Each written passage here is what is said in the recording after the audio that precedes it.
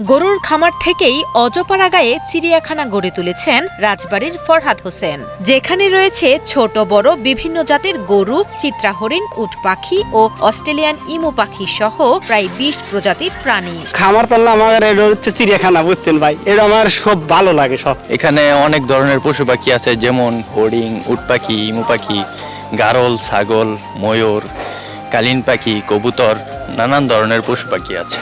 ২০২২ সালে রাজবাড়ীর সদর উপজেলার বসন্তপুর ইউনিয়নের গাবলা গ্রামে ৩ একর জমির উপর গরুর খামার করেন ফরহাদ হোসেন। গরুর খামারের সফলতার পর খামারের পাশে তৈরি করেন মিনি চিড়িয়াখানা। বর্তমানে তার খামারে রয়েছে ১০৬টি গরু, ৬টি চিত্রা হরিণ, ২টি উট পাখি, অস্ট্রেলিয়ান জাতের ৩টি ইমু পাখি সহ ২০ প্রজাতির প্রাণী। প্রতিদিনই স্থানীয়দের পাশাপাশি জেলার বিভিন্ন প্রান্ত থেকে দর্শনার্থীরা ছুটে আসেন এই মিনি চিড়িয়াখানায়। দর্শনার্থী এখানে আসলে অনেক কিছু দেখতে পাবে। প্রাণী সম্পদ কর্মকর্তা ডাক্তার উমর ফারুক জানান, রাজবাড়ী সদর উপজেলার ফারদিন এগ্রো একটি লাভজনক প্রতিষ্ঠান।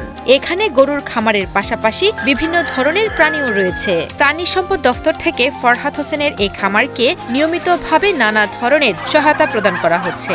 ওনার যে খামারের যে ম্যানেজমেন্ট সেটা অত্যন্ত ভালো, এটা দেখে অন্যান্য খামারি তারা শিখছেন।